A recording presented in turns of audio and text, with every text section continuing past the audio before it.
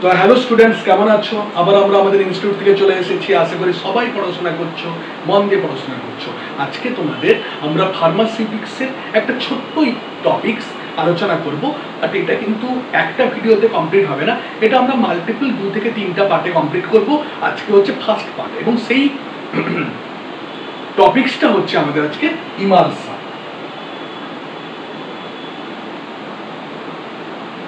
এবং এটা কোন সাবজেক্ট থেকে আমরা পড়াচ্ছি? ফার্মাসিউটিক্স।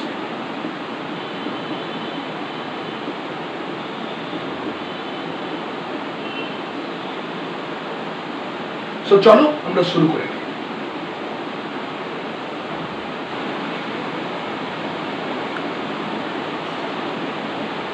সো ফার্স্ট আমরা দেখব আগে ইমালসান কি। তাহলে 1 নম্বর আমরা দেখব দ্যাট ইজ ডেফিনেশন। আজকে ফার্স্ট পার্টে যেগুলো আমরা আলোচনা করব, দিস ইজ দ্য পার্ট 1। তাহলে 1 নম্বর আমরা দেখব ডেফিনেশন, 2 নম্বর আমরা দেখব ক্লাসিফিকেশন বা টাইপস, 3 নম্বর আমরা দেখব অ্যাডভান্টেজেস,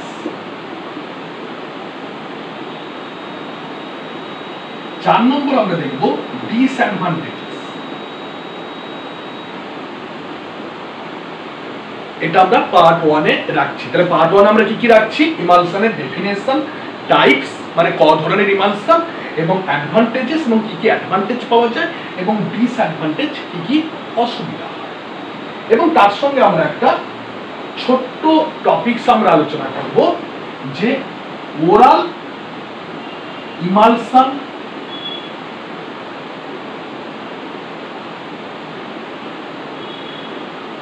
প্রেফার্ড কেন।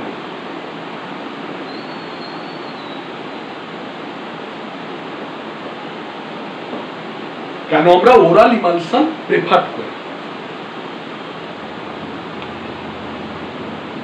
ওকে, সো দেখো আমি খুব সিম্পল বাংলা ভাষায় বুঝিয়ে দিচ্ছি, তোমরা নিজের মতো করে রিভাইজ করে নিবে আর একটু বই পড়ে নিবে, বুঝতে পারবে।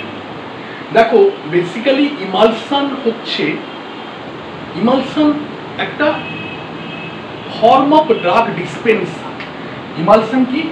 ইমালসান হচ্ছে ফর্ম অফ ড্রাগ ডিসপেন্সার।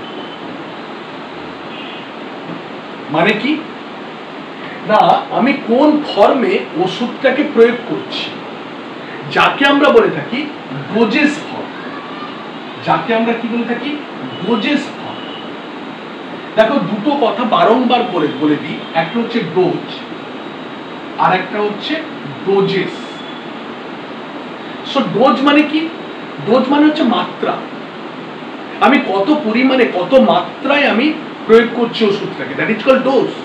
এবং এই ডোজ কিন্তু বিভিন্ন ফ্যাক্টরের উপর ডিপেন্ড করে, বিশেষ করে তার এজ, তার বডি সারফেস এরিয়া, বিভিন্ন ক্লিনিক্যাল এভিডেন্স উপর ডিপেন্ড করে যে এই থেরাপিউটিক ডোজে আমি যদি প্রয়োগ করি তাহলে সাইড এফেক্ট তৈরি হবে না। বিভিন্ন এভিডেন্স পাওয়া গেছে, এভিডেন্স বেসড অ্যানালিসিস পাওয়া গেছে। সে মেল না ফিমেল, তার এলিমিনেশন রুট ঠিকঠাক আছে কিনা, তার মানে কিডনি স্ট্যাটাস ভালো আছে কিনা, তার লিভার স্ট্যাটাস ভালো আছে কিনা। নট অনলি দ্যাট, সে একসঙ্গে অনেকগুলো ওষুধ খাচ্ছে, যাকে আমরা বলি পলিফার্মাসি। এবং সেই পলিফার্মাসি করতে গিয়ে তার সেই কোনো একটা ওষুধকে অ্যাবজর্পশনে বাধা দিচ্ছে কিনা। এবং নট অনলি দ্যাট, যদি তার অন্য কোনো আদার কোমরবিডিটিস থাকে, যেমন কিছু কিছু ওষুধ তোমার বিশেষ করে ডায়াবেটিস থাকলে প্রয়োগ করা যায় না। যেমন খুব কমন এক্সাম্পল হচ্ছে beta blocker. Beta blocker exactly কি করে? বিটা ব্লকার হচ্ছে একটি অ্যান্টি অ্যাডনার্জিক ড্রাগ। অ্যান্টি অ্যাডনার্জিক ড্রাগ মানে অ্যাডনার্জিক সিস্টেমকে ব্লক করে। অ্যাডনার্জিক সিস্টেম মানে সিম্প্যাথেটিক সিস্টেমকে ব্লক করে। এখন তুমি বলো সিম্প্যাথেটিক সিস্টেম আমাদের বডিতে কাজ কি করে? না, সিম্প্যাথেটিক সিস্টেম আমাদের হার্ট রেটকে বাড়ায়। সিম্প্যাথেটিক সিস্টেম আমাদের কিন্তু বিশেষ করে স্ট্রেস কে তোমার এক্সপোজ করে, আমাদের ঘর্মকে নিঃসরণ করে। তাহলে আমি যদি সিম্প্যাথেটিক সিস্টেমকে ওষুধ দিয়ে ব্লক করে দিই, বিটা ব্লকার্সকে ব্লক করে দিই, এবারে আমি তার সঙ্গে ডায়াবেটিসের ওষুধ খাচ্ছি। ডায়াবেটিসের ওষুধের সব থেকে মোস্ট ইম্পর্ট্যান্ট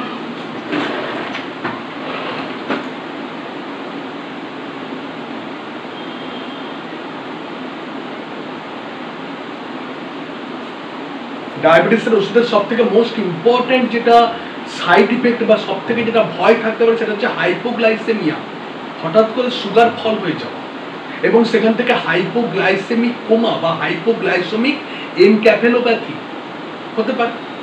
তো যখন হাইপোগ্লাইসেমিয়া হয় তখন এটা একটা ইমার্জেন্সি পরিস্থিতি।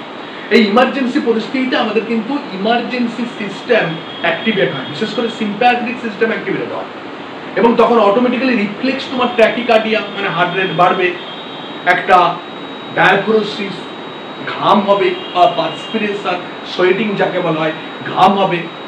তো এই সমস্ত যে সিম্প্যাথেটিক যে সাইনগুলো, সেগুলো তুমি আগে কি করছো, সিম্প্যাথেটিক সিস্টেমটাকে ব্লক করে দিয়ে এই সাইনগুলোকে আসতে দিচ্ছ না। তাহলে ধরো আমি একটা পেশেন্ট, আমি বিটা ব্লকার খাই, তার সঙ্গে high dose of anti diabetic oral drugs বা ইনসুলিন নিচ্ছি, তাহলে আমার যদি ডায়াবেটিস সে ওষুধ খাওয়ার ফলে সুগার হঠাৎ করে ফল করে, তোমার আগে থেকে বিটা ব্লকার কি করছে, হার্ট রেটকে কমিয়ে রেখেছে, তাহলে তোমার কি হার্ট রেট আর বাড়বে? বাড়বে না। তোমার সোয়েটিং কি হবে? হবে না। তোমার সুগার ফল করলে যে সমস্ত কনভালসান অমুক তমুক সেগুলো কিন্তু বেশি করে দেখা যাবে না। তার ফলে কি হচ্ছে, বিটা ব্লকার আমরা কিন্তু অ্যাভয়েড করি যারা বিশেষ করে ইনসুলিন থেরাপিতে আছে বা যারা বিশেষ করে অনেকগুলো অ্যান্টি হাইপার গ্লাইসেমিক এজেন্টস খাচ্ছে, তাদের ক্ষেত্রে আমরা কিন্তু বিটা ব্লকারটাকে অ্যাভয়েড করি। কারণ বিটা ব্লকার কিন্তু সুগার ফল করলে যে ন্যাচারাল সাইন সিমটমস আমাদের সিম্প্যাথেটিক নার্ভাস সিস্টেম স্টিমুলেশনের ফলে হওয়া উচিত, সেটাই কিন্তু চাপিয়ে দেয়। তার মানে আমরা সেক্ষেত্রে কিন্তু বিটা ব্লকারকে হয় বন্ধ করতে হবে, বা বিটা ব্লকারের ডোজকে কিন্তু আমাদের কি করতে হবে, স্লো ডাউন করতে হবে বা স্টেপ ডাউন করতে হবে। তো দ্যাট ইজ কল্ড ডোজ। তাহলে ডোজ হচ্ছে সেই ধরনের সাইন্টিফিক একটা মাত্রা, যে মাত্রায় আমি কোনো ওষুধকে প্রয়োগ করলে আমাদের অপকারের থেকে উপকার বেশি পাওয়া যায়। দেখো, ড্রাগ কিন্তু একটা কেমিক্যাল পয়জন, বাট এই বিষাক্ত পদার্থ আমরা যখন একটা নির্দিষ্ট সাইন্টিফিক মাত্রায় প্রয়োগ করছি এবং সাইন্টিফিক ভাবে প্রয়োগ করছি, তখন সে ক্ষতির থেকে বেশি লাভ করছে। তার মানে তোমার বেনিফিট আর লস, এটাকে যদি আমরা রেশিও করি, গ্রেটার দেন 0 হচ্ছে, পজিটিভ হচ্ছে। তাহলে benefit is to loss positive. So benefit is to loss positive যখন হচ্ছে, তার মানে এখানে বেনিফিটটা বেশি হচ্ছে। প্রত্যেকটা ওষুধের তো কিছু ইফেক্ট থাকবে, বাট তার বেনিফিটটা বেশি করে আমি পাচ্ছি। তো সেই জন্য কিন্তু সেই মাত্রায় প্রয়োগ করলে আমি কিন্তু এই কন্ডিশনটা পাবো। আমার কন্ডিশন কি না, কন্ডিশন হচ্ছে বেনিফিটটা বেশি পেতে হবে লসের থেকে। লস যতটা হবে তার থেকে বেনিফিট বেশি পেতে হবে। যখন আমি বেনিফিট বেশি পাবো তখন অটোমেটিক্যালি আমি কিন্তু সেটাকে প্রয়োগ করবো। বাট সেটাকে তুমি যদি আবার এই এক্সেসিভ ভুলভাল ডোজে প্রয়োগ করো, তাহলে কিন্তু সেটা রিভার্স হয়ে যাবে। তার মানে বেনিফিট ইজ টু লস, তোমার এটা গ্রেটার দ্যান 0 হয়েছিল, এটা লেস দ্যান 0 হয়ে যাবে। তার মানে কি হচ্ছে, তার মানে হচ্ছে বেনিফিটটা কমে গেছে, লস এখন বেড়ে গেছে। তাহলে সেই সেটা কিন্তু not therapeutic dose, lethal dose বা poisonous dose. So basically benefit is to loss greater than 0, যে মাত্রায় আমি কোনো ওষুধকে প্রয়োগ করলে পেয়ে থাকি তাকে আমরা বলে থাকি ডোজ। বাট এই ওষুধ আমরা আমাদের গ্রহণ করার সুবিধার্থে এবং প্রোডাকশনের সুবিধার্থে, ট্রান্সপোর্টের সুবিধার্থে, স্টোরেজের সুবিধার্থে আমরা কিন্তু বিভিন্ন ফর্মে প্রেজেন্টেশন করি। যেমন কিছু ওষুধ তুমি ট্যাবলেট আকারে, ক্যাপসুল আকারে খেয়েছো, কিছু ওষুধ তুমি লিকুইড ফর্মে খেয়েছো, কিছু ওষুধ তুমি সেমি সলিড ফর্মে খেয়েছো, কিছু ওষুধ তুমি গ্যাস আকারে নিয়েছো, কিছু ওষুধ তুমি গ্র্যানিউলস আকারে খেয়েছো, কিছু ওষুধ তুমি অয়েনমেন্ট আকারে নিয়েছো, কিছু ওষুধ তুমি ড্রপস আকারে নিয়েছো। এর কারণ কি? এর কারণ কিন্তু অনেক। ফার্স্ট হচ্ছে, ধরো সাপোজ আমি একটা হাঁপানির পেশেন্ট বা অ্যাজমার পেশেন্ট। অ্যাজমাতে কি হচ্ছে দেখো,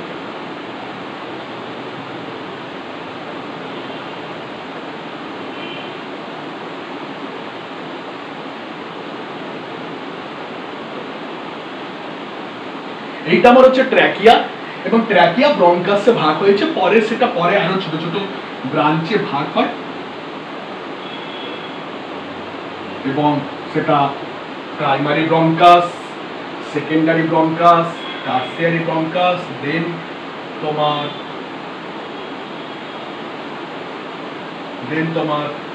ব্রঙ্কিওলস। তাহলে এই পাইপগুলো আলটিমেটলি অ্যালভিওলাইতে গিয়ে যুক্ত হয়েছে। আলটিমেট কোথায় গিয়ে যুক্ত হয়েছে? অ্যালভিওলাইতে গিয়ে যুক্ত হয়েছে। এইবারে দেখো, এই ব্রঙ্কাসগুলো বিশেষ করে যত ছোট ছোট ব্রঙ্কিওল আছে, ব্রঙ্কাসের ক্ষুদ্র ক্ষুদ্র শাখা প্রশাখা আমরা ব্রঙ্কিওলস বলে থাকি। যেরকম আর্টারির ক্ষুদ্র ক্ষুদ্র শাখা প্রশাখা আমরা কি বলি? আর্টারিওলস বলে থাকি। তো ঠিক সিমিলার ব্রঙ্কাসের ক্ষুদ্র ক্ষুদ্র শাখা প্রশাখাকে আমরা ব্রঙ্কিওল বলে থাকি।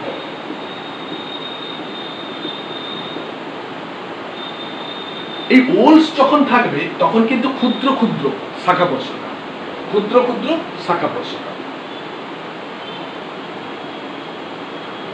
তার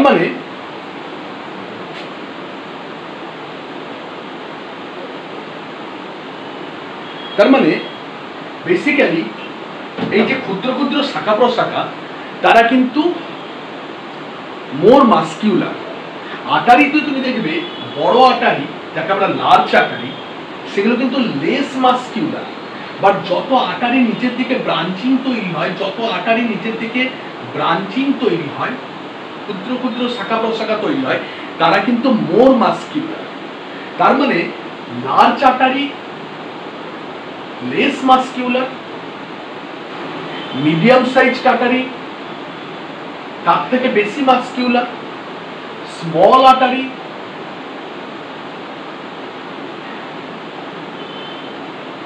তার থেকে বেশি মাস্কিউলার, এবং অ্যাট্রিওল সব থেকে বেশি মাস্কিউলার। তাহলে সব থেকে বেশি মাস্কিউলার হচ্ছে অ্যাট্রিওলস আর মেটাট্রিওলস, বাট সব থেকে কম মাস্কিউলার হচ্ছে লার্জ আটারি। ঠিক সিমিলার এখানে আমরা যে ব্রঙ্কাস এবং তারপরে যে ক্ষুদ্র ক্ষুদ্র ভাগে ভাগ হচ্ছে দ্যাট ইজ কল্ড ব্রঙ্কিওলস। আমরা ব্রঙ্কাস কিন্তু লেস মাস্কিউলার আর ব্রঙ্কিওলস কিন্তু মোর মাস্কিউলার, এবং এই মাসেলগুলো কিন্তু সব স্মুথ মাসেল। এই মাসেলগুলো কি সব স্মুথ মাসেল, এবং এই মাসেলকে আমরা কি বলে থাকি? ব্রঙ্কিওলার মাসেল।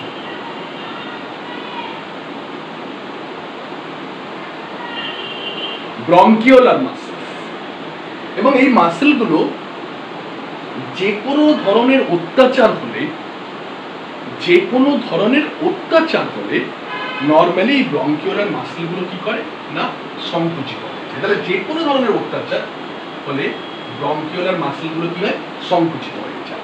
যখনই ব্রঙ্কিওলার মাসেল সংকুচিত হয়ে যাচ্ছে, তখন তুমি শ্বাসটা নিতে পারলেও, কারণ আমরা জানি শ্বাস প্রশ্বাসের দুটো ফেজ, একটা হচ্ছে নেওয়া, একটা হচ্ছে ছাড়া।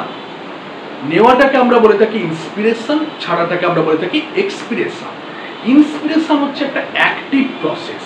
অ্যাক্টিভ এক্সারসাইজ করা মানে আমি ধরো আমার হাতটা তুলছি, আমি যদি নিজে তুলি that is called active exercise, this is called active movement. আর আমার হাত যদি কেউ ধরে তুলে দেয় that is called passive. Passive মানে আমি নিজে করছি না, কারোর সাহায্য নিয়ে করছি, so that is called passive. Exactly আমরা যখন শ্বাস নিচ্ছি তখন কিন্তু that is the active process, আর শ্বাসটাকে যখন ছেড়ে দিচ্ছি বা expiration, that is called passive process. কারণ ডায়াফ্রামটা অটোমেটিক্যালি উপরের দিকে উঠছে বলে আমরা শ্বাসটাকে কিন্তু ছেড়ে দিচ্ছি। ডায়াফ্রামটা অটোমেটিক্যালি কিন্তু রিকয়েল করছে, ডায়াফ্রামটা অটোমেটিক্যালি রিকয়েল করছে, তার ফলে কিন্তু শ্বাসটা বাইরে বেরিয়ে যাচ্ছে। তার ফলে এখানে যখন মাসেল সংকুচিত হয়ে যাচ্ছে, তুমি দেখো যখন তুমি জোর করে শ্বাস নিচ্ছ অ্যাক্টিভ প্রসেস, তখন কিন্তু বাতাসটা ভেতরে ঢুকে যাচ্ছে।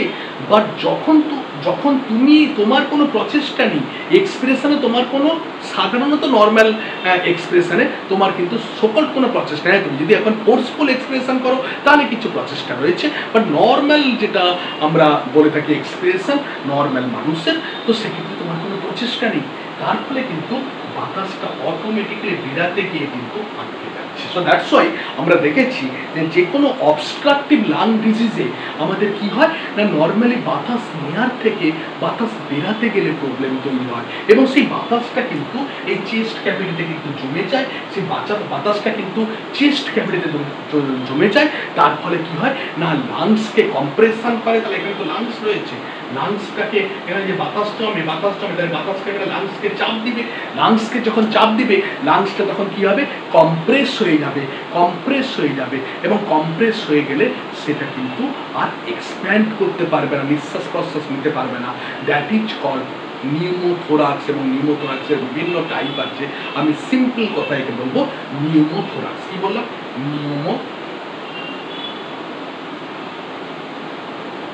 নিউমো মানে হচ্ছে অলওয়েজ কিন্তু বাতাস, নিউমো মানে হচ্ছে অলওয়েজ বাতাস, দ্যাট ইজ কল্ড মানে related to the lungs, that is called pneumothorax. এবং থোরাক্সের মধ্যে বাতাস জমে গিয়ে বাতাসের যে প্রেসার, সেই প্রেসারটা লাংসের উপর পড়ছে, এবং বাতাসের প্রেসার লাংসের উপর পড়ার জন্য লাংস কম্প্রেশন হচ্ছে। লাংস যখনই কম্প্রেশন হবে তখনই কি হচ্ছে, তখন কিন্তু তুমি নিঃশ্বাস নেওয়ার সময় লাংস কিন্তু এক্সপ্যান্ড করতে পারছো না। লাংস যখন এক্সপ্যান্ড করতে পারছো না, তখন কি হচ্ছে, বাতাস ভেতরে ঢুকছে না। That is called pneumothorax. তার ফলে সাধারণত এই অ্যাজমাতে সব থেকে যেটা মোস্ট ইম্পর্টেন্ট কমপ্লিকেশন হয় নিউমোথোরাক্স।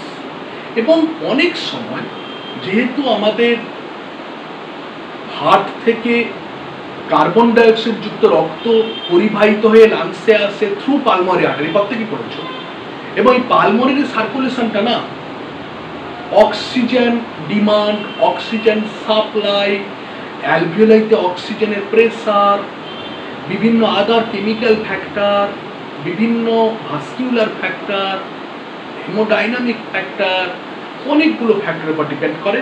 তার ফলে কিন্তু এই পালমোনারি আর্টারিয়াল বেডে, ক্যাপিলারি বেডে সার্কুলেশন কিন্তু ডিস্টার্বড হয়। তার ফলে ventilation perfusion ratio,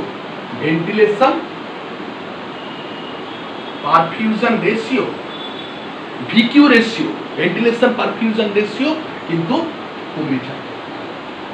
ventilation perfusion ratio কমে যায়। ভেন্টিলেশন পারফিউশন রেশিও কমে গেলে তোমার কি হবে, ভেন্টিলেশন পারফিউশন রেশিও যখন কমে যাবে তখন কিন্তু তোমার আর্টারিতে অক্সিজেন স্যাচুরেশন কিন্তু ড্রপ করবে, তখন কিন্তু তোমার শ্বাসকষ্ট আরো বেড়ে যাবে, আরো সমস্যা হবে।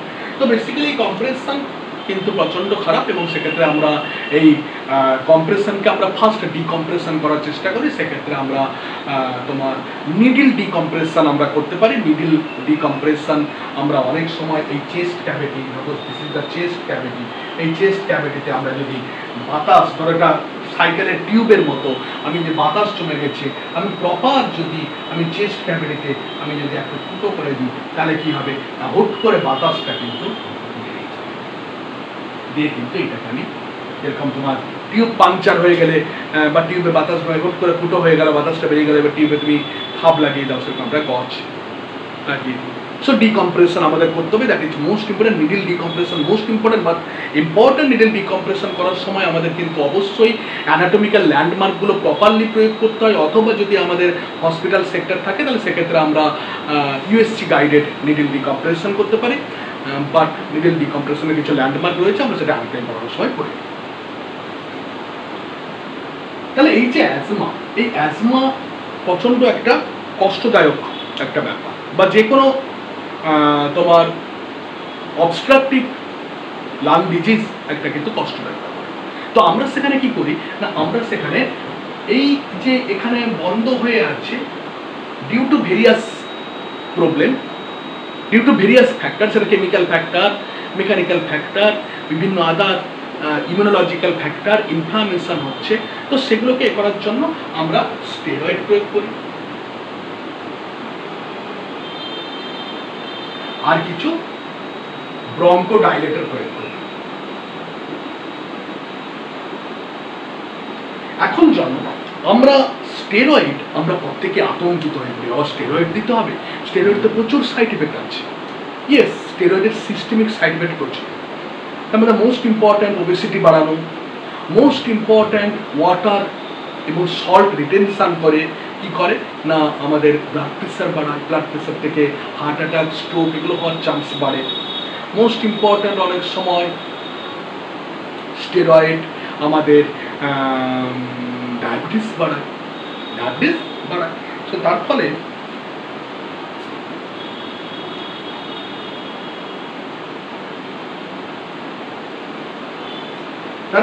আমি এই পেশেন্টটিকে আমি স্টেরয়েড ট্যাবলেট দিলে কি হবে, গোটা সিস্টেমে ছড়িয়ে পড়বে। তাহলে আমি এই পেশেন্টটিকে কি করলাম, জাস্ট একটা ইনহেলার আমি দিয়ে দিলাম,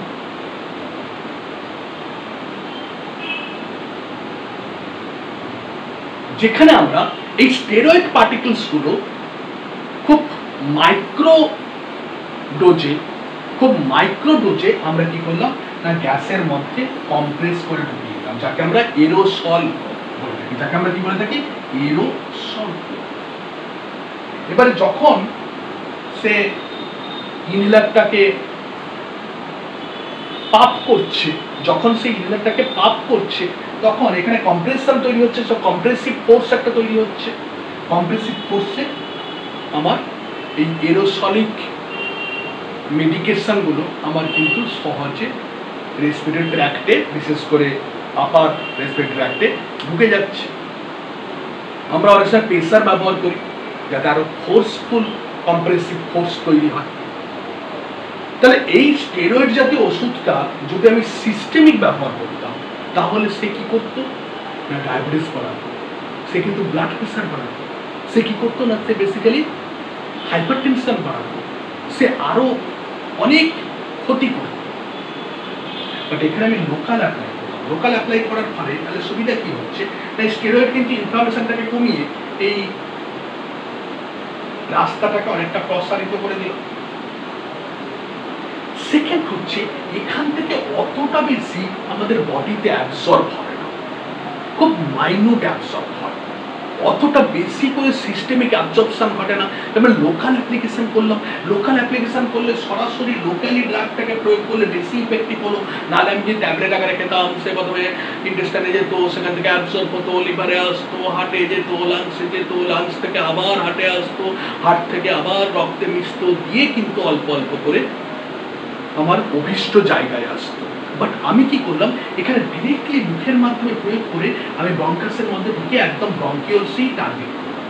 that is called one of the targeted therapy, এবং তার ফলে কিন্তু আমার দ্রুত কাজ করলো, লোকালি অ্যাপ্লাই করার ফলে দ্রুত কাজ হলো, এবং সিস্টেমিক অ্যাবজর্পশন করলো, এবং সাইড এফেক্টও কম দেখা গেল।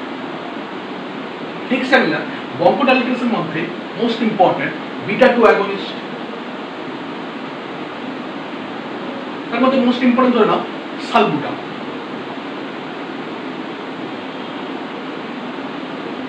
তো সালবুটামল আমি ট্যাবলেট খেতাম, সালবুটামল কিন্তু আমাদের পটাশিয়ামের মাত্রাকে বাড়ায়, পটাশিয়ামের মাত্রা বাড়লে হার্টের রেট কিন্তু অ্যারিথমিয়া তৈরি হবে।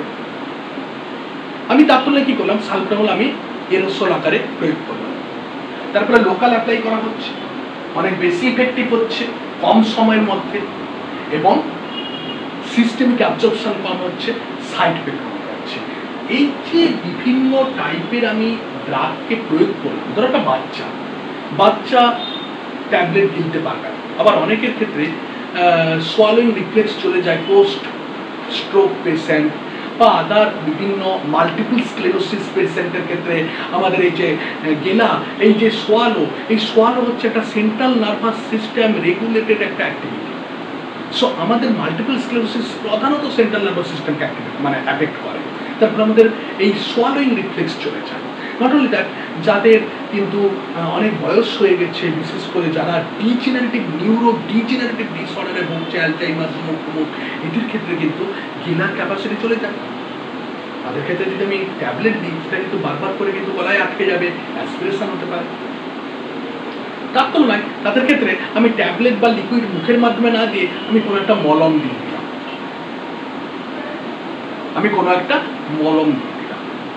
তাতে কিন্তু অনেকটা সুবিধা।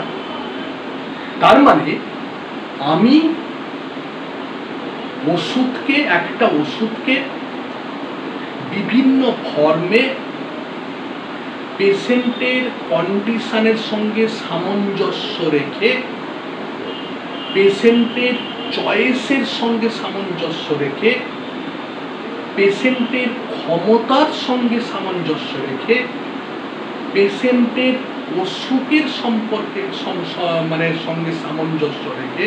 যেমন ধরো, সাপোজ আমার একটা ওষুধ ট্যাবলেট একবারও পাওয়া যায়, ইঞ্জেকশন একবারও পাওয়া যায়, বাট ইঞ্জেকশন কিনতে গেলে কিন্তু বেশি খরচ।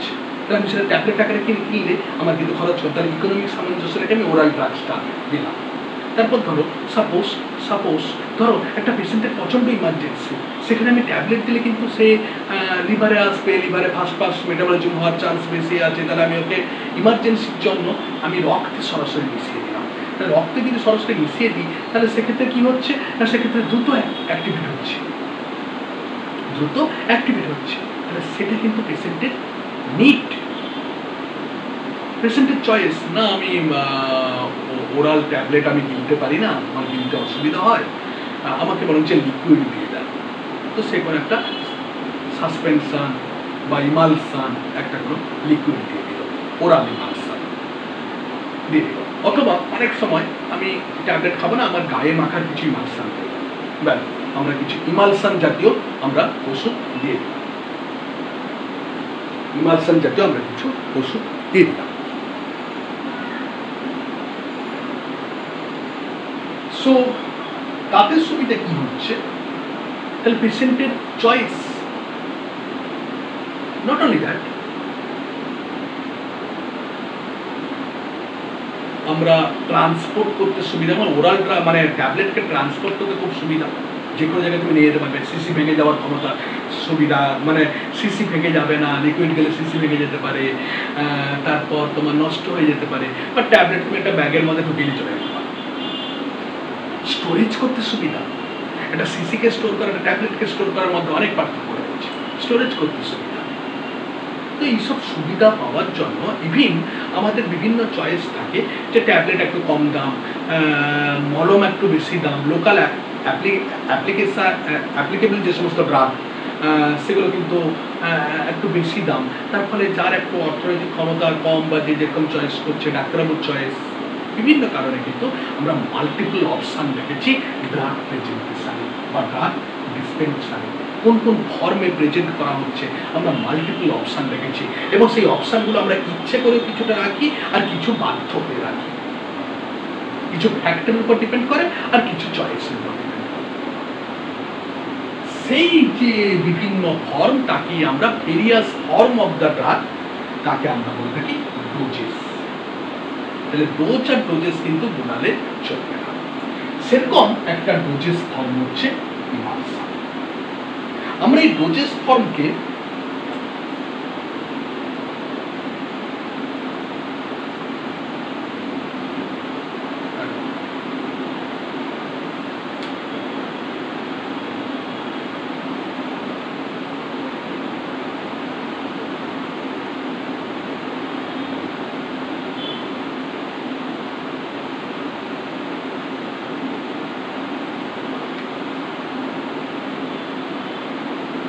আমরা এই ডোজেস ফর্মকে বিভিন্ন ভাগে ভাগ করি। যেমন সেটা যদি ওরাল ফর্ম হয় তাকে আমরা ওরাল ডোজেস বলতে পারি, সেটা যদি লিকুইড ফর্ম হয় তাহলে আমরা লিকুইড ডোজেস বলতে পারি, সেটা যদি কিছুটা লিকুইড কিছুটা ওরাল হয় তাকে আমরা বলি সলিড ডোজ বলতে পারি, সেমি সলিড বলতে পারি।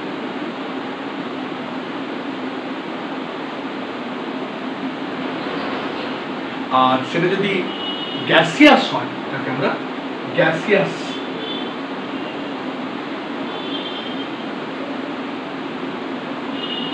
দেন চারটা ক্লাসিক্যাল ফর্মে আমরা কোনো ড্রাগকে প্রেজেন্ট করি। One is oral, one is liquid, one is semi solid and one is gas. এই লিকুইডের মধ্যে অন্যতম একটা ফর্ম হচ্ছে ইমালসান। লিকুইডের মধ্যে অন্যতম ফর্ম হচ্ছে ইমালসান। ইমালসান বেসিক্যালি একটা লিকুইড ডোজেস ফর্ম, যেখানে কি হয় না, যেখানে দুটো লিকুইড মেশানো হয়, লিকুইড নাম্বার 1 এবং লিকুইড নাম্বার 2। তাহলে ইমালসান কি না, ইমালসান হচ্ছে সেই ধরনের liquid form, liquid doses form, যেখানে দুটো লিকুইড মেশানো হয়, বা সেই দুটো লিকুইড কিন্তু সহজে একে অপরের সঙ্গে মিশতে চায় না। মানে দে আর টু নন মিক্সেবল, তারা কিন্তু নন মিক্সেবল। তার মানে ধরো তুমি একটা জলের পাত্র নিলে, জল নিয়েছ, জল তো একটা লিকুইড, সেখানে তুমি কি করলে, ইঙ্ক বা মার্কারের কালি তুমি ঢেলে দিলে। সেখানে তুমি কি করলে, মার্কারের কালি তুমি ঢেলে দিলে। তাহলে মার্কারের কালি পরপর করে ডিফিউশনের মারফত সুন্দরভাবে মিশে গেল। এবার দুটো এই যে একটা তাহলে এখানে লিকুইড কে, লিকুইড নাম্বার 1 হচ্ছে ওয়াটার, আর লিকুইড নাম্বার 2 হচ্ছে ইঙ্ক। তাহলে liquid number 1 and liquid number 2, তাহলে দুটো কিন্তু মিশে গেল। এবং তুমি সহজে কিন্তু একে সেপারেট করতে পারবে না, তুমি সহজে কিন্তু একে সেপারেট করতে পারবে না। এই মিশে যাওয়ার অনেকগুলো কারণ থাকে, তার মধ্যে surface tension most important, molecular size most important, temperature most important, surface attraction force most important. এইসব অনেক ফ্যাক্টর কিন্তু দুটো সাবস্ট্যান্স একে অপরের সঙ্গে মিশ্রিত হবে কি হবে না সেগুলো কিন্তু নির্ধারণ করে, আরো অনেক ফ্যাক্টর। বা ইমালসানের ক্ষেত্রে এখানেও আমরা লিকুইড নিচ্ছি, বাট দুটো লিকুইড কিন্তু একে অপরের সঙ্গে মিশছে না। তার মানে এখানে ধরো আমি একটা পাত্রে, আমি ধরো লিকুইড নাম্বার 1 রাখলাম,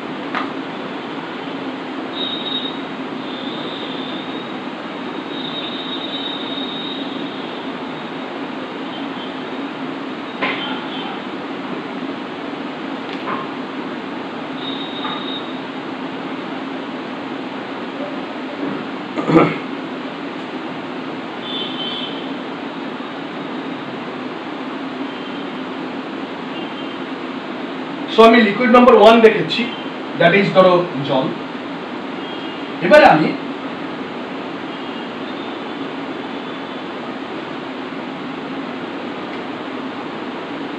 হাতটায় হঠাৎ করে ধাক্কা লেগেছে, তো তারপরে প্রচন্ড অসুবিধা হচ্ছে, বাট তবু তোমাদের জন্য করে দিব। দ্যাট ইজ জল। এবারে আমি ধরো এখানে লিকুইড নাম্বার 2 রাখলাম,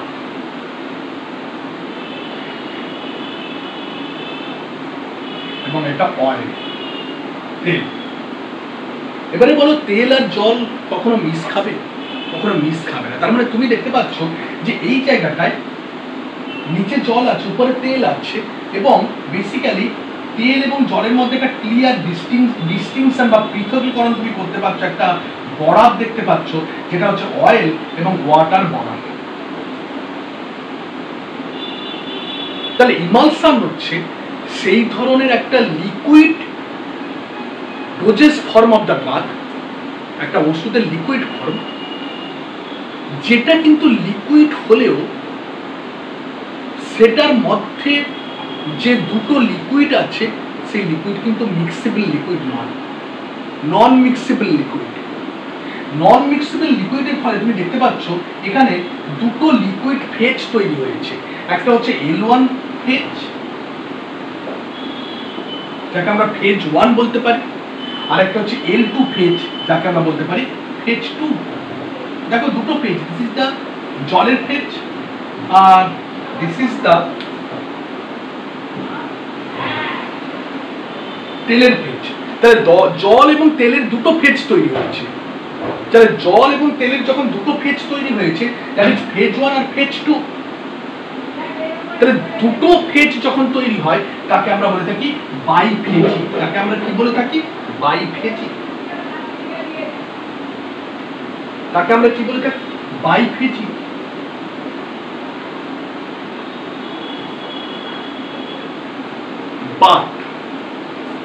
বাট এই দুটো ফেজ তাহলে একে অপরের সঙ্গে মিশছে না, নন মিক্সেবল, বাইফেজি।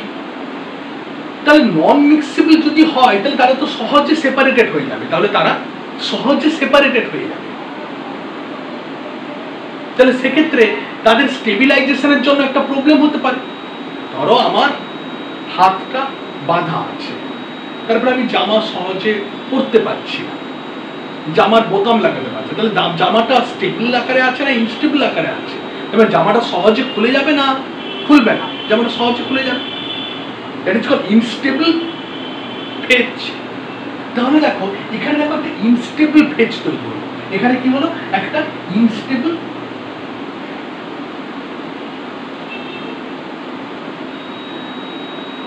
একটা ইনস্টেবিলিটি তৈরি হলো।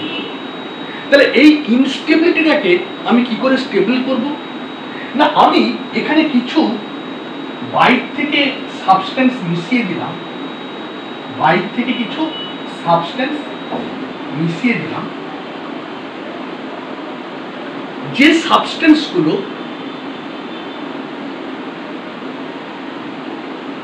একে স্টেবল করবে। তার মানে ধরো আমার হাত, ভালো করে দেখো, আমার হাত এখন জখম অবস্থায় আছে, আমি জামা পরছি। এবার জামা যখন আমি পরতে যাবো, ধরো আমি এপাশ থেকে জামা পরছি, আবার এপাশ থেকে জামা পরছি, সরি,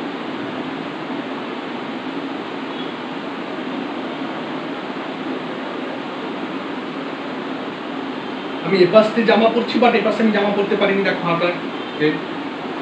বাট এই অবস্থায় জামা কি আমার গায়ে থাকবে সহজে?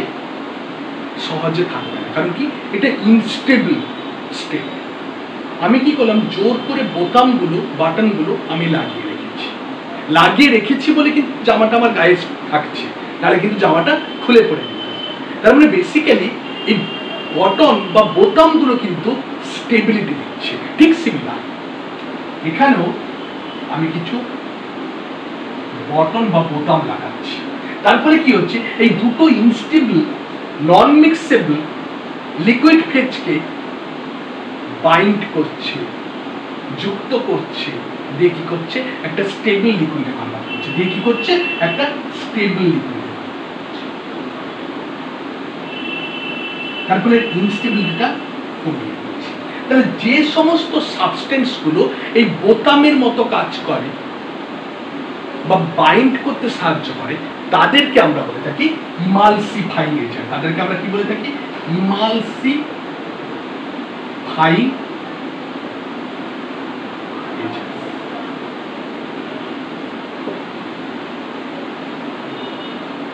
তাহলে তোমাকে জিজ্ঞেস করে একটা ইমালশনের তিনটা মেজর কম্পোনেন্ট কি? না, এটা ইমালশনের তিনটা মেজর কম্পোনেন্ট হচ্ছে, একটা হচ্ছে লিকুইড নম্বর 1, আর একটা হচ্ছে লিকুইড নম্বর 2, আর হচ্ছে তাদের মধ্যে বাইন্ডিং এজেন্ট বা বাইন্ডার্স বা ইমালসিফাইং বা stabilising agent, that is called emulsifying agent বা ইমালসেন্স।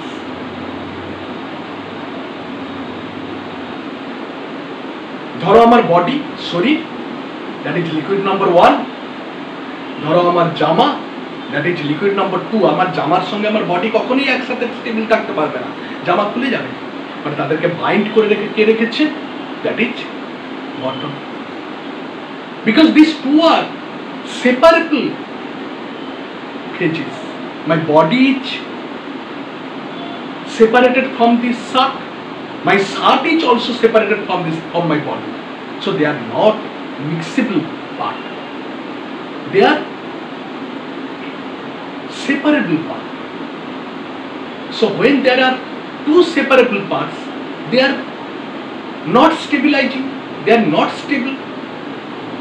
So to make them stable, we are adding this button.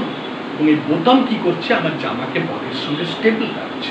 ঠিক সিমিলার আমার শরীর, আমার জামা, বা তারা দুজন মিক্স হতে পারছে না, বাট আমি কিছু বোতাম লাগিয়ে দিয়েছি যাতে সহজে তাদেরকে মিক্সেবল করা হয়, জোর করে যাদেরকে স্টেবল করা হয়, দিয়ে একটা হোমোজিনিয়াস লিকুইডে কনভার্ট করছি, এবং সেই হোমোজিনিয়াস লিকুইডটাকে আমরা বলছি। আশা করি ক্লিয়ার হয়েছে ইমালশন।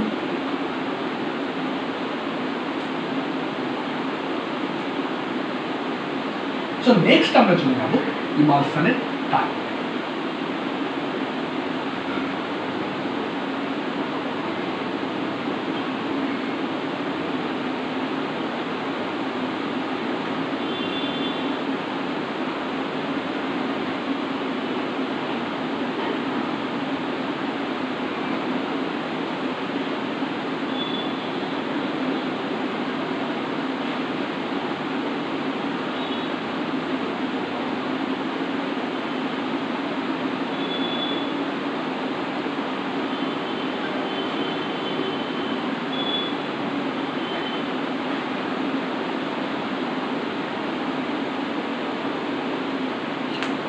সো ইমালশনের আমরা টাইপ চলে।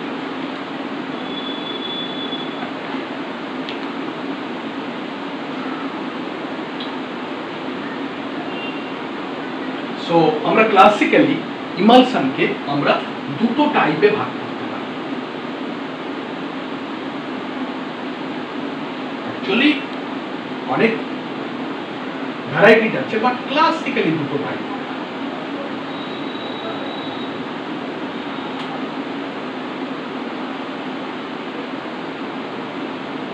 দেখো, ধীরে ধীরে পড়ো, ধীরে ধীরে পড়ো, মস্তিষ্কে ঢুকিয়ে নাও, অনুভব করো, কোনোদিন এক্সিটের জন্য অসুবিধা হবে না, আমি গ্যারেন্টি দিয়ে বলছি। সঠিক জায়গায় যদি সঠিকভাবে সঠিক টিচারের কাছে তুমি যদি আস্তে আস্তে করে বুঝতে বুঝতে বুঝতে বুঝতে যাও, 2 বছর ধরে পড়লে কোনোদিন তোমার অসুবিধা হবে না। তো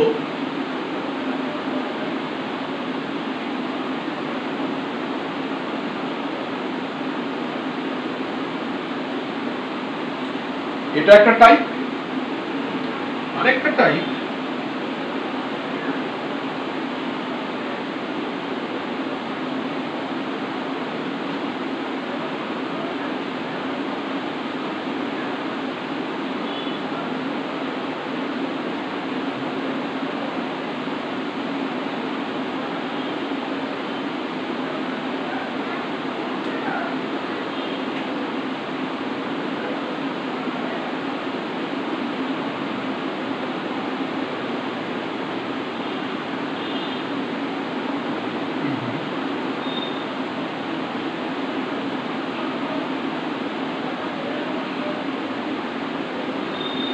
এটা একটা টাইপ।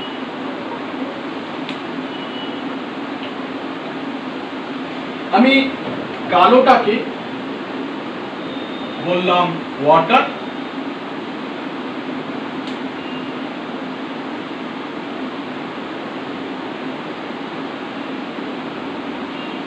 আর সবুজটাকে বললাম অয়েল।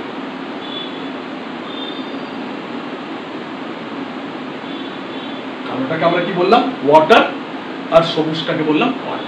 এবারে তুমি দেখো এখানে বাইরে কি আছে, কালো আছে, তাহলে বাইরের দিকটা কিন্তু ওয়াটার, আর ভেতর যাকে আমরা কোর বলি, যাকে আমরা হৃৎপিণ্ড বলি, হৃৎপিণ্ডর কি অয়েল।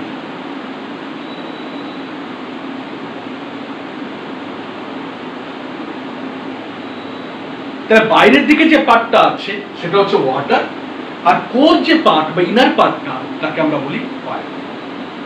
এবং বাইরের দিকে যে পার্ট তাকে আমরা বলি অনেক সময় এক্সটার্নাল ফেজ বা আউটার ফেজ। এক্সটার্নাল ফেজ বা আউটার ফেজ।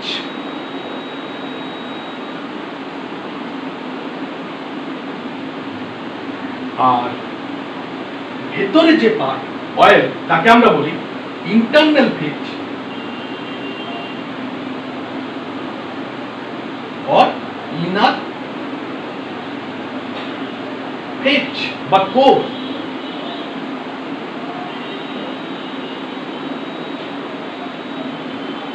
তাহলে এখানে দেখো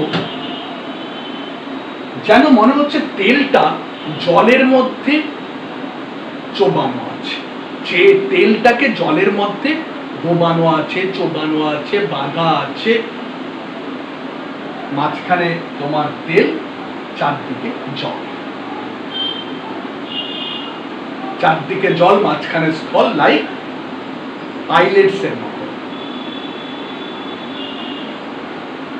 নর্মালি সেন্ট্রাল যখন কোনো স্ট্রাকচার থাকে, দেখো আমাদের হার্ট একদম পুরো চেস্ট ক্যাভিটির মধ্যে সেন্ট্রালে আছে, তার মানে চারদিকে কিন্তু ঘেরাও করা আছে, সহজে কিন্তু মানে ম্যাক্সিমালি প্রোটেক্টেড, ম্যাক্সিমালি প্রোটেক্টেড।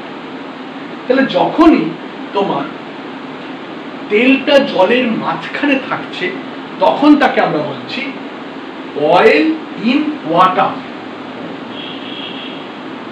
এইকে আমরা কি বলি অয়েল ইন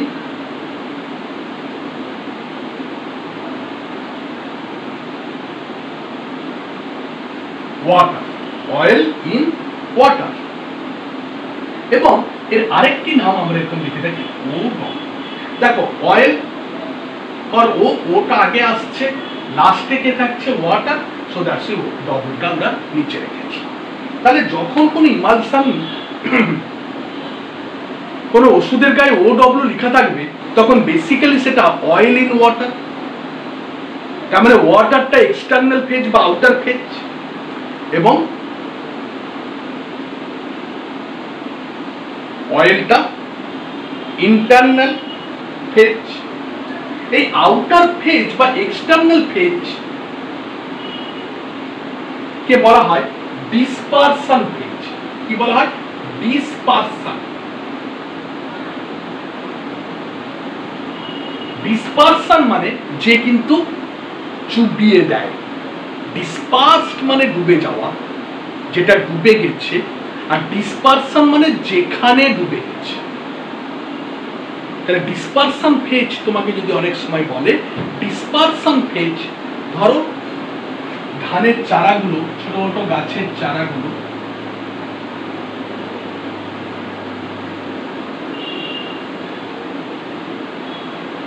গাছের চারাগুলো জলে ডুবে গেছে। তাহলে ডুবে গেছে কোনগুলো? চারাগুলো। সেই চারাগুলোকে আমরা বলি জলে ডিসপার্সড হয়ে গেছে। কি বলি? জলে ডিসপার্সড হয়ে গেছে। বাট কোথায় ডিসপার্সড হয়ে গেছে? জলে ডিসপার্সড হয়ে গেছে। তার মানে ডিসপারশন হচ্ছে ওয়াটার আর ডিসপার্সড হচ্ছে ছোট ছোট স্মল সিবলিং ট্রি, ছোট ছোট চারা গাছ। সো ডিসপারশন ফেজ আর ডিসপার্সড ফেজ মানে কিছুই নয়। ডিসপারশন ফেজ মানে হচ্ছে এক্সটার্নাল ফেজ আর ডিসপার্সড ফেজ মানে ইন্টারনাল ফেজ। তাহলে ইন্টারনাল ফেজকে আমরা কি বলে থাকি? Dispersed phase.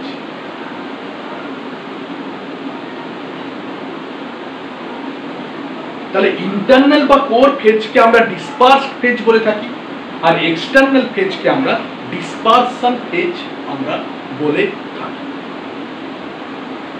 এখন প্রশ্ন হচ্ছে যে এখানে কি কোনো সুবিধা পাচ্ছি আমি? আগে এর সুবিধাগুলো একটু দেখি। তাহলে এই অয়েল ইন ওয়াটার এইটা কিছু স্পেশাল সুবিধা আছে কিনা আমরা দেখি। তুমি ছবিটা দেখো,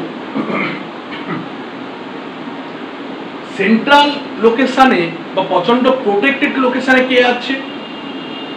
প্রচন্ড প্রোটেক্টেড লোকেশনে কে আছে? অয়েল আছে। আমাদের বডিতে যে বডি ফ্লুইড, এটা তৈলধর্মী না জলীয় ধর্মী? অবশ্যই জলীয় ধর্মী। তাহলে ধরো আমাদের বডিতে, এটা আমাদের বডির কোনো পাইপ, এই পাইপের মধ্য দিয়ে কে যাচ্ছে? ওয়াটার যাচ্ছে। ওয়াটার একটা জলীয় পদার্থ, তাহলে এই জলের সঙ্গে জল কিন্তু সহজে মিশতে পারবে, জলের সঙ্গে জল কিন্তু সহজে মিশতে পারবে। তাহলে এই ধরো জল, এই ধরো জল, এই ধরো জল, এবং জলের মধ্যে আমি ছোট ছোট তেলের কণা, জলের মধ্যে আমি ছোট ছোট তেলের কণা দিয়ে দিয়েছি। তাহলে যেহেতু জলের সঙ্গে, ব্লাডের সঙ্গে জল সহজে মিশতে পারবে, তাহলে সহজে ট্রান্সপোর্ট হবে। তাহলে সহজে ট্রান্সপোর্ট হবে, কারণ কি? তার কারণ হচ্ছে যে এরা কিন্তু সহজে ট্রান্সপোর্ট হচ্ছে। বাট এটা যদি তেল থাকতো বাইরে, তাহলে কিন্তু সহজে ট্রান্সপোর্ট হতে পারতো, কারণ কি? জল আর তেলের মধ্যে বা ব্লাড আর তেলের মধ্যে একটা সেপারেশন তৈরি হতো, ব্লাড আর তেলের মধ্যে একটা সেপারেশন তৈরি হতো। এবং আরেকটা সমস্যা, আরেকটা সমস্যা দেখো, ধরো এই হচ্ছে একটা পাইপ, এই পাইপের মধ্য দিয়ে ব্লাড যাচ্ছে,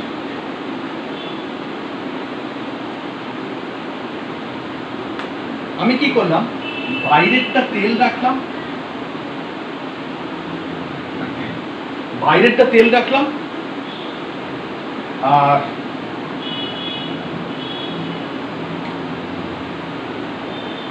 ভিতরটা জল রাখলাম, দিয়ে আমি রক্ততে দিয়ে দিলাম। রক্ত কি? এটা জলীয় মিডিয়াম। রক্ত কি? একটা জলীয় মিডিয়াম। আর তোমার এখানে এক্সটার্নাল ফেজ কে? তেল। তাহলে তেল আর জলের মধ্যে কখনো মিশ খাবে?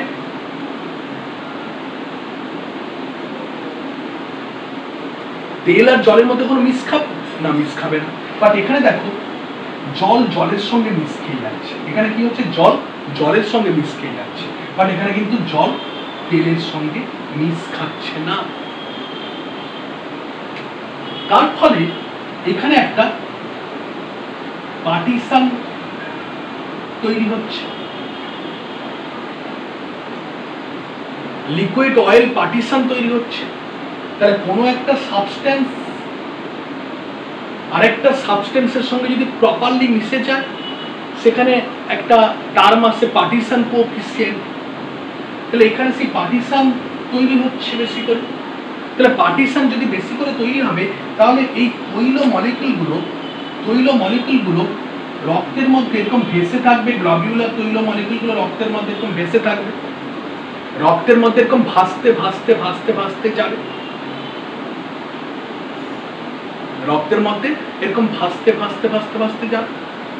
একটা সময় পর আমাদের কিছু কিছু জায়গায় এই রক্তনালীর ডায়ামিটার প্রচন্ড কম এবং প্রেসার প্রচন্ড কম। জেনারেল সিস্টেমিক সার্কুলেশনের থেকে কিছু কিছু জায়গায় ব্লাড সার্কুলেশনের ক্ষেত্রে রক্তনালীর ডায়ামিটার কম এবং প্রেসার কম। যেমন মোস্ট ইম্পর্টেন্ট পালমোনারি আর্টারি।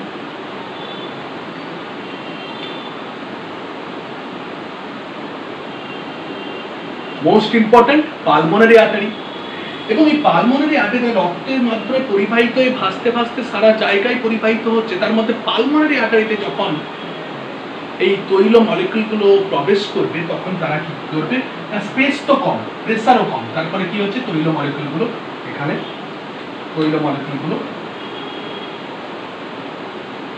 আটকে গেছে, তৈল মলিকুলগুলো এখানে আটকে গেছে। তাহলে তৈল মলিকুলগুলো যদি এখানে আটকে যায় তাহলে এখানে যে লাংস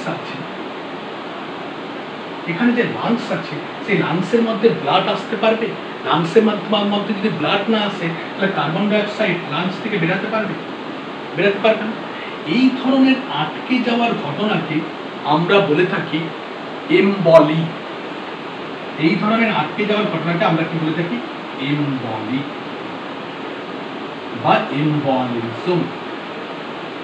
অ্যাকচুয়ালি ঘটনাকে আমরা এমবলিজম বলে থাকি, বাট যে সাবস্টেন্সটা আটকে গেল তাকে আমরা এমবলি বলে থাকি বা এমবলিক ফোকি বলে থাকি। তাহলে দেখো, এই মানুষটি যদি আমি অয়েল ইন ওয়াটার এই ধরনের ওষুধ যদি আমি সিস্টেমিক অ্যাপ্লাই করি তাহলে কি হচ্ছে না, সেই ওষুধটি, তৈলাক্ত ওষুধটি পালমোনারি ভাস্কুলেচার গিয়ে আটকে যাওয়ার সম্ভাবনা বাড়ে। দ্যাট ইজ কল্ড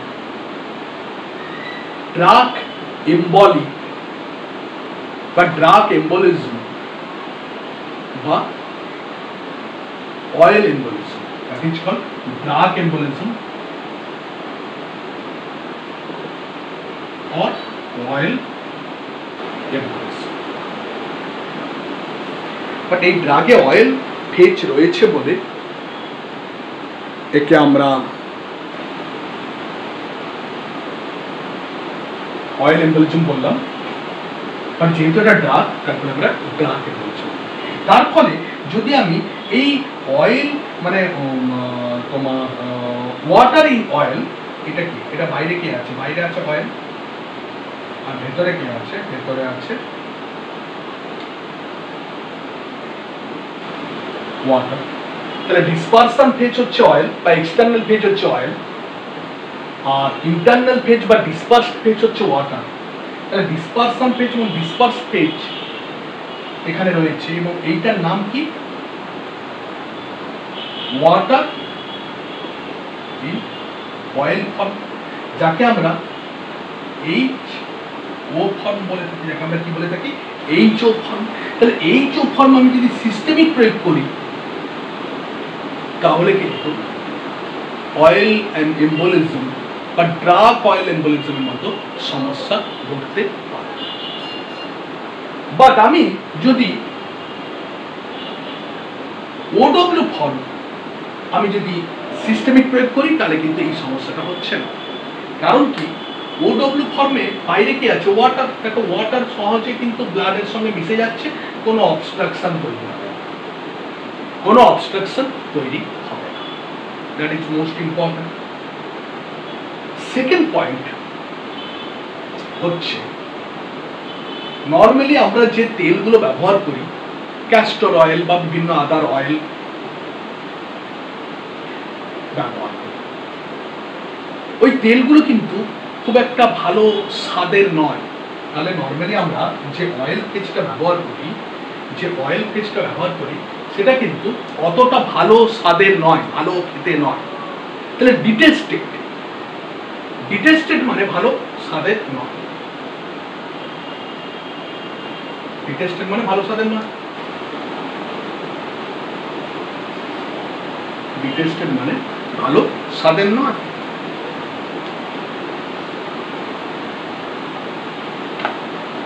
ডিটেস্টেড মানে ভালো স্বাদের নয়।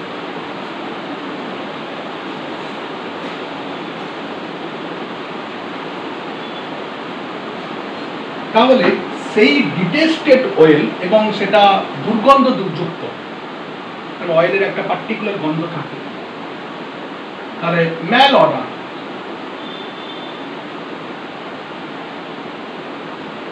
দুর্গন্ধযুক্ত, ব্যাড টেস্ট এবং প্রচন্ড কি বলবো স্টিকি,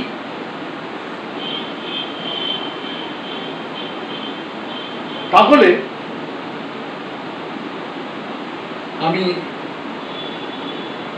যদি এখানে সেই অয়েলটাকে বাইরে রাখি তাহলে আমি ওরাল ওই ওষুধটা খেতে পারবো, লিকুইডটা খেতে পারবো? বমি হয়ে যাবে, খেতে চাইবে, ওষুধটির রিজেকশন রেট বেড়ে যাবে। এবং অয়েল যেহেতু অনেকটা স্টিকি, তার ফলে কিন্তু আমাদের অয়েল যেহেতু অনেকটা স্টিকি,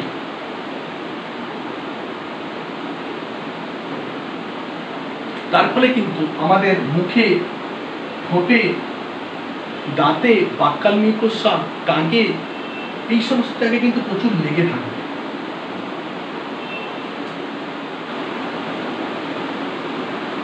তাহলে এই সমস্ত জায়গায় যদি লেগে থাকে তাহলে ওষুধটি প্রপারলি যতটুকু প্রয়োগ করলাম তার থেকে কিছুটা নষ্ট হয়ে গেল, কোনো কাজেই লাগলো না। তার মানে বায়ো অ্যাভেবিলিটি অনেকটা কমে গেল। তার মানে কি বায়ো অ্যাভেবিলিটি অনেকটা কমে গেল যদি আমি অয়েলটা বাইরে রাখতাম। মানে আমি যদি HO ফর্মে যদি আমি প্রয়োগ করতাম, HO ফর্মে মানে কি অয়েলটা বাইরে, ওয়াটারটা ভেতরে। অয়েল আমরা, তুমি সরষের তেল আপনি গিলতে পারবে? পারবে না। বাট তুমি জল গিলতে পারবে। তুমি নারকেল তেল আপনি গিলতে পারবে? পারবে। বাট তুমি জল গিলতে পারবে। তুমি ক্যাস্টর অয়েল আপনি গিলতে পারবে? পারবে না। তুমি সূর্যমুখী তেল আপনি খেতে পারবে? পারবে। তার মানে বেসিক্যালি আমরা যদি HO ফর্মে আমরা ওরাল প্রয়োগ করতাম, অ্যাপ্লিকেশন করতাম, তাহলে আমরা খেতে পারতাম না, বিস্বাদ লাগতো, বমি চলে আসতো, রিজেকশন রেট বাড়তো। এবং নট অনলি দ্যাট, ওই অয়েলগুলো, ওষুধগুলো আমার মুখের চারপাশে স্টিকি হয়ে থাকতো। তার ফলে আমার সিস্টেমে বেশি করে যেতে পারতো না। সিস্টেমে বেশি করে না গেলে রোগ ভালো মতন করে সারাতে পারতো না। তাকেই আমরা বলি বায়ো অ্যাভেবিলিটি। এবং এখানে বায়ো অ্যাভেবিলিটি কিন্তু কমে যেত। বায়োলজিক্যালি অ্যাভেলেবল, বায়োলজিক্যালি কতটা ওষুধ তোমাকে রোগ কমানোর জন্য তোমার বডিতে প্রপার জায়গায় যাচ্ছে। ধরো আমার বডির এই জায়গায় রোগ হয়েছে, আমি ধরো আলটিমেট 1 মিলিগ্রাম ওষুধ এই জায়গায় পৌঁছলো, দ্যাট ইজ বায়োলজিক্যালি অ্যাভেলেবল বা বায়ো অ্যাভেবিলিটি। বাকিগুলো নষ্ট হয়ে গেল, হাঁচির মাধ্যমে বেরিয়ে গেল, কাশির মাধ্যমে বেরিয়ে গেল, থুতুর মাধ্যমে বেরিয়ে গেল, গলায় লেগে গেল, মুখে লেগে গেল, কোনো কাজ করবে না। তারা বডিতে মিশছে নাকি? কোনো কাজ করবে না। That is non bio availability. But biologically available কিন্তু এখানে পার্সেন্টেজ অনেকটা কমে যায় যদি আমি HO ফর্ম যদি আমরা ব্যবহার করি। বাট আদার দ্যান, বাট অন্য পক্ষে যদি আমরা OW ফর্ম ব্যবহার করি তাহলে কিন্তু ওয়াটার সহজে কিন্তু আমাদের মুখের লালার সঙ্গে মিক্সিবল, ওয়াটার সহজে অ্যাবজর্ব হয়, নট অ্যাবজর্ব, আমি এটা বলবো, ওয়াটার সহজে অ্যাবজর্ব হয়, ওয়াটার মিক্সিবল, ট্রান্সপোর্ট ভালো করে হয়। যদিও অয়েলের কিছু ভূমিকা রয়েছে, আমরা এর পরেই আসবো, তার ফলে কিন্তু এটা বায়োলজিক্যালি অনেকটা অ্যাভেলেবল, বায়োলজিক্যালি অনেকটা অ্যাভেলেবল।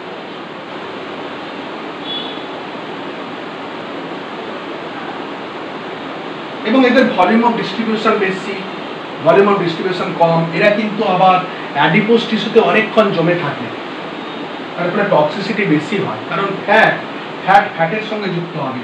আমি যখন ফ্যাট যেতে হয় তাহলে ফ্যাটে বেশি করে জমে থাকবে, টক্সিসিটি বেশি হয়। তার ফলে আমি আরেকটা জিনিস বলবো যে এখানে অয়েল থাকার ফলে আরেকটা সুবিধা, অয়েল মানে কি লিপিড, এটার কিন্তু একটা সুবিধা আছে।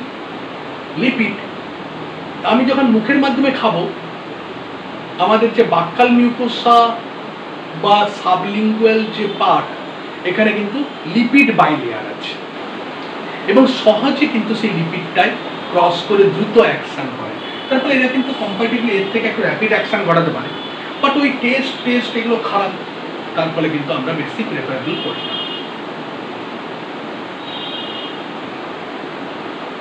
ক্লাসিক্যাল দুটো টাইপ আমরা পাই, একটা হচ্ছে অয়েল ইন ওয়াটার, যেখানে ওয়াটারটা ডিসপারশন মিডিয়াম এবং অয়েলটা ডিসপার্সড মিডিয়াম। আরেকটা টাইপ পাই আমরা ওয়াটার ইন অয়েল, যেটা ওয়াটারটা ডিসপার্সড মিডিয়াম এবং অয়েলটা ডিসপারশন মিডিয়াম। একে আমরা বলি অয়েল ইন ওয়াটার, একে আমরা বলি ওয়াটার ইন। প্রত্যেকেরই কিছু সুবিধা অসুবিধা আছে। এটা লোকাল অ্যাপ্লিকেশন করলে বেটার হয়, কারণ সারফেস অ্যাবজর্পশন রেট বেটার। আচ্ছা, সো আমরা টাইপস পড়লাম। এছাড়াও আমরা অনেক সময় এই ফেজটাকে বাড়াতে পারি। আমরা এখানে ইমালসান আমরা বাইফেজিক না করে ইমালসান আমরা বাইফেজিক, অ্যাকচুয়ালি বাইফেজিক, বাট আমরা একে করতে পারি মাল্টিফেজিক। যদিও বাইফ আছে বাইফেজিক আর মাল্টিফেজিক আর বাইফেজিক। অ্যাকচুয়ালি বাইফেজিক বলবো কারণ মাত্র তো দুটো ফেজ, একটা হচ্ছে অয়েল ফেজ, একটা হচ্ছে ওয়াটার ফেজ। বাট তবুও আমাদের ইমালসান প্রথমে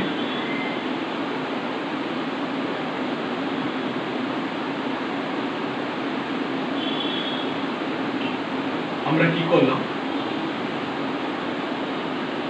না, আমরা চারদিকে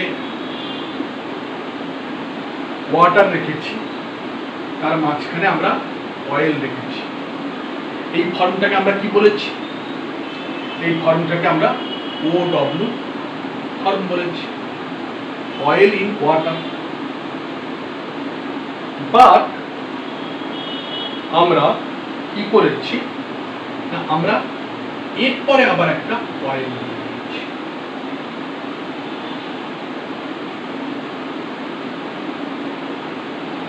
তাই একে বলা হয়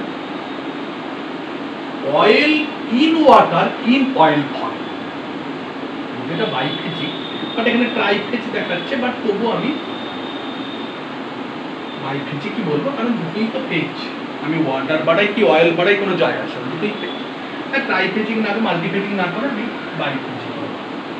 আমি এখানে কি করেছি দেখো, আগে যখন এটা লিখতাম OW লিখতাম, তার মানে অয়েলটা ভেতরে, ওয়াটার চারদিকে, তারপরে আমি অয়েল দিয়েছি। মানে এই পোর্শনটা, এখন এই পোর্শনটা একটা ফার্স্ট ফেজ, ফার্স্ট পার্ট, আর এইটা সেকেন্ড পার্ট।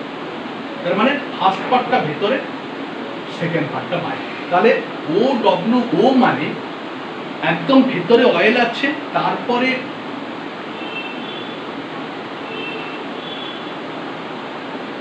ওয়াটার আছে, তারপরে আবার অয়েল আছে।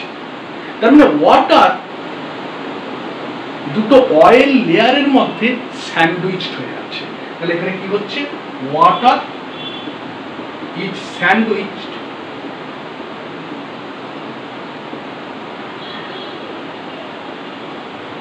between two oil, between two oil layers.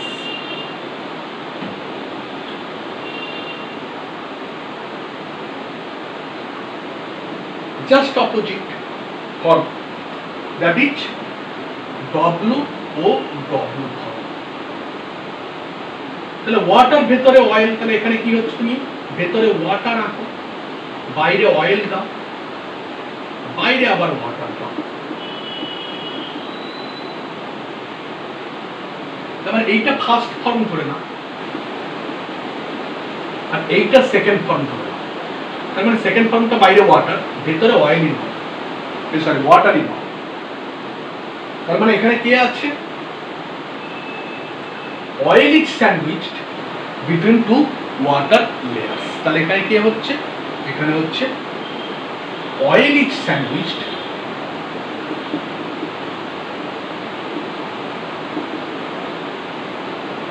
between two water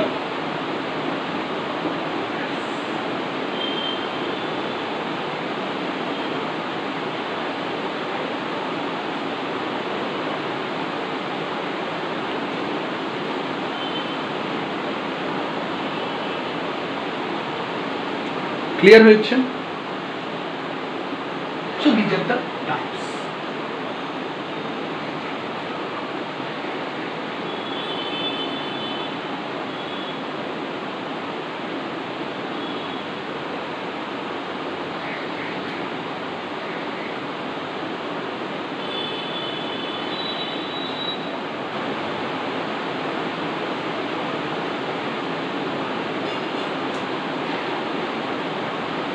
টাইপসটা বোঝা গেল।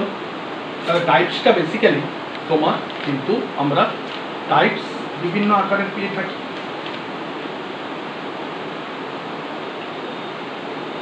না আমরা ইমালশনের কিছু অ্যাডভান্টেজ করব। না আমরা কি করব? Advantages of emulsion. আমরা এই ইমালশন ফর্মটা কেন আমরা চুজ করি? না নর্মালি আমরা যখন আমরা লিকুইড বা যে কোনো ওষুধ, যে কোনো অ্যাডভান্টেজ কি হওয়া উচিত না, নন টক্সিক, নন ইরিট্যান্ট,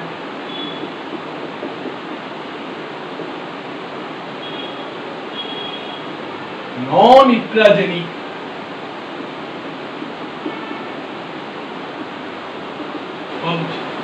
কোন একটা ওষুধ প্রয়োগ করলে আমার যে টক্সিসিটি লেভেল বেড়ে যায়, আমার যদি প্রচন্ড টিস্যুগুলোকে ইরিটেশন ঘটায় এবং সেখান থেকে যদি প্রচন্ড ক্ষতি হয়ে যায়, ইট্রাজেনিক মানে ড্রাগ প্রয়োগ বা চিকিৎসা রিলেটেড ক্ষতি। ইট্রাজেনিক ড্যামেজ কথার অর্থ হচ্ছে চিকিৎসা রিলেটেড ক্ষতি। এটা ড্রাগ হতে পারে, সেটা কোনো আদার কনজিউমেবল কোনো সাবস্টেন্স হতে পারে, সেটা কোনো কোনো যন্ত্রপাতি হতে পারে, চিকিৎসাজনিত ক্ষতিকে আমরা ইট্রাজেনিক বলে থাকি।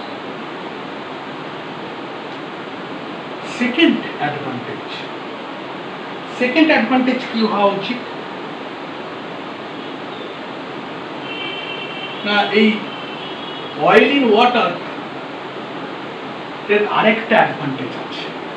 দেখো আমরা অনেক সময় ওষুধে বিভিন্ন এক্সিপিয়েন্টস মেশাই,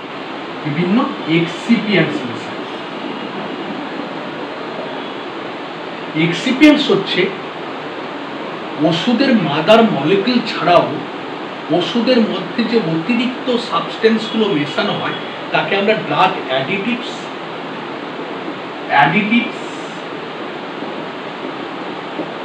বা এক্সিপিয়েন্টস বলে থাকি।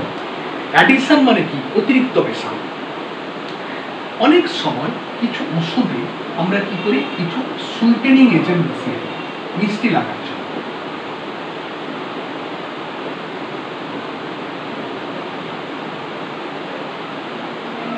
কারণ মিষ্টি লাগলে গ্রহণযোগ্যতা অনেকটা বাড়ে। বাচ্চারা মিষ্টি খেতে পছন্দ করে, তার ফলে ওষুধ খাওয়ার প্রতি যে একটা অ্যাপ্যাথি সেটা কিন্তু আর থাকে না। ইভেন বয়স্ক মানুষদের ক্ষেত্রেও একটা মিষ্টি জিনিস তারা কিন্তু খেতে ভালোবাসে। বাট এই মিষ্টি আমাদের ডায়াবেটিসকে বাড়ায়, এই মিষ্টি আমাদের ওরাল কার্বোহাইড্রেট লোডিং করে সেখানে অ্যাসিডিফিকেশন ঘটিয়ে অ্যাসিড লায়াবিল ব্যাকটেরিয়াগুলোর বাড়ান্ত বাড়ায়। তার ফলে কিন্তু আমাদের ডেন্টাল ক্যাভিটি এগুলো ফরমেশন হয়।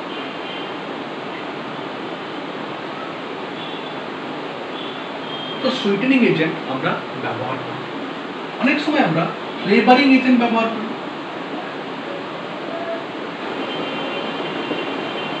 কারণ এই সমস্ত এজেন্টস গুলো ফ্লেভার বাড়ায়, কমলা লেবুর ফ্লেভার, ম্যাঙ্গো ফ্লেভার, পুদিনা ফ্লেভার। তার মানে কি? অ্যাকসেপ্টেন্সটাকে বাড়ায়। কারণ ওই ওষুধটির টেস্টটা এত ভালো নয় তারপরে তার অ্যাকসেপ্টেন্সটাকে বাড়ানো, তার গন্ধটাকে মানে বাজে গন্ধকে কমানো, তার বাজে টেস্টকে কমানো, বাজে টেস্টকে কমানো, বাজে টেস্টকে ঢাকা দেওয়া, বাজে গন্ধকে ঢাকা দেওয়া বা চাপা দেওয়া, মাস্ক করা, দে আর অল মাস্কিং এজেন্ট। তারপরে কি হচ্ছে, ওষুধের অ্যাকসেপ্টেন্স বাড়ছে। বাট এই সমস্ত এজেন্টগুলো দে আর মোর ওয়াটার সলিউবল, দে আর মোর ওয়াটার সলিউবল। তার ফলে বলো যে OW ফর্মে এই এজেন্টগুলো মেশানো যাবে না WO ফর্মে এই এজেন্টগুলো মেশানো যাবে? তাহলে যেহেতু এরা মোর ওয়াটার সলিউবল, তার ফলে এখানে কি হচ্ছে, এক্সটার্নাল ফেজটা ওয়াটার আর ইন্টারনাল ফেজটা অয়েল, তার ফলে কিন্তু সহজে এরা কিন্তু ওয়াটারে মিশে যাচ্ছে এবং সহজে কিন্তু আমি ফ্লেভারড ওষুধ বা সুইটেন্ড ওষুধ কিন্তু আমি তৈরি করতে পারছি। দ্যাট ইজ, এটা একটা এক্সট্রা অ্যাডভান্টেজেস যে OW ফর্মে আমরা সুইটেনিং এজেন্ট, আমরা ফ্লেভারিং এজেন্ট,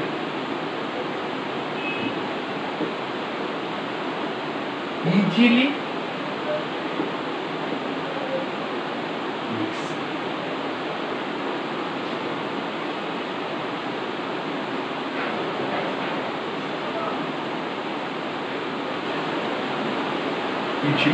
mix.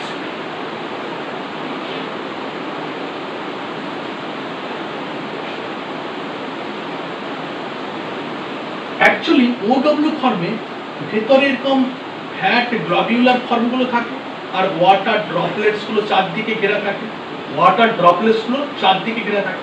তাহলে যত এরকম ড্রপলেটে ভাগ হবে তত কিন্তু সারফেস এরিয়া, দেখো টোটাল সারফেস এরিয়া এখানে বেড়ে যাচ্ছে। আমি কোনো কিছু জিনিসকে দেখো, এই একটা ধরো আমার সিট, এই সিটকে আমি যত এরকম ছোট ছোট ভাগে ভাগ করে দিব,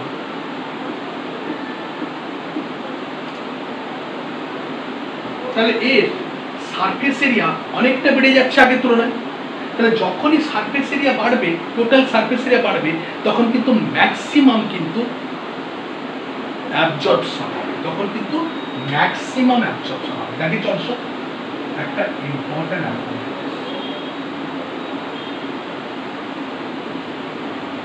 ম্যাক্সিমাম কিন্তু অ্যাবজর্পশন হবে।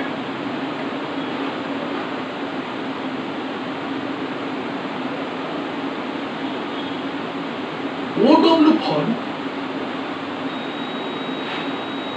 में আমরা মানে লাইপোফিলিক বা লিপিডকে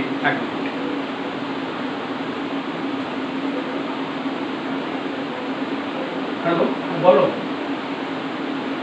hello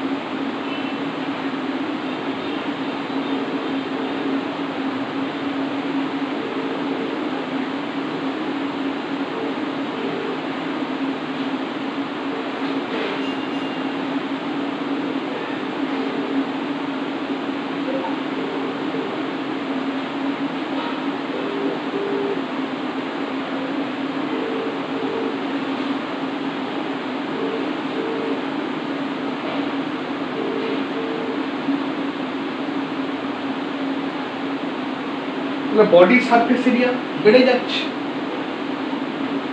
so this are the major advantages of the emulsion.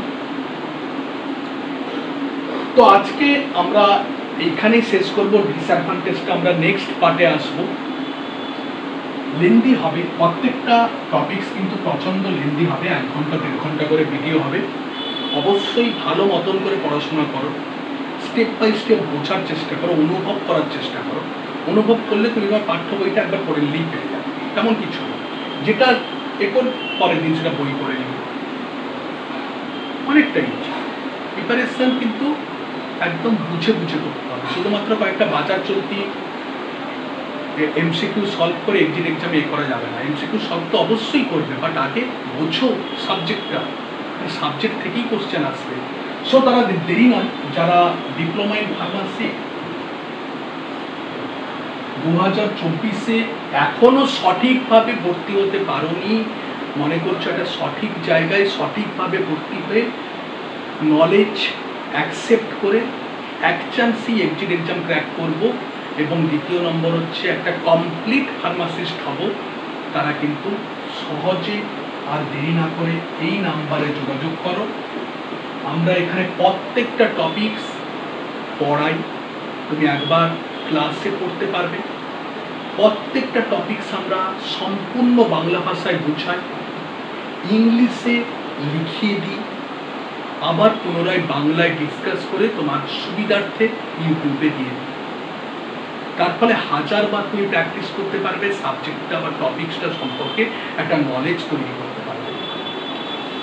Pharmacy কঠিন নয়, অনুভব করার জিনিস। প্রত্যেকটা জিনিস যদি একটু অনুভব করো, একটু বুঝে পড়ো, অনেকটা ইজি লাগবে, ইন্টারেস্ট পরপর করে আসতে থাকবে। প্রত্যেকে পড়াশোনা করো, প্রত্যেকে সুস্থ থাকো, ভালো থেকো, পড়াশোনা চালিয়ে যাও। আর যারা ফার্মাসিতে ভর্তি হতে চাও, 2024 ফার্মাসি কাউন্সিল অফ ইন্ডিয়ার আন্ডারে ভর্তি হয়ে সঠিকভাবে পড়াশোনা করতে চাও, তারা দ্রুত এই নাম্বারে যোগাযোগ করো। Thank you.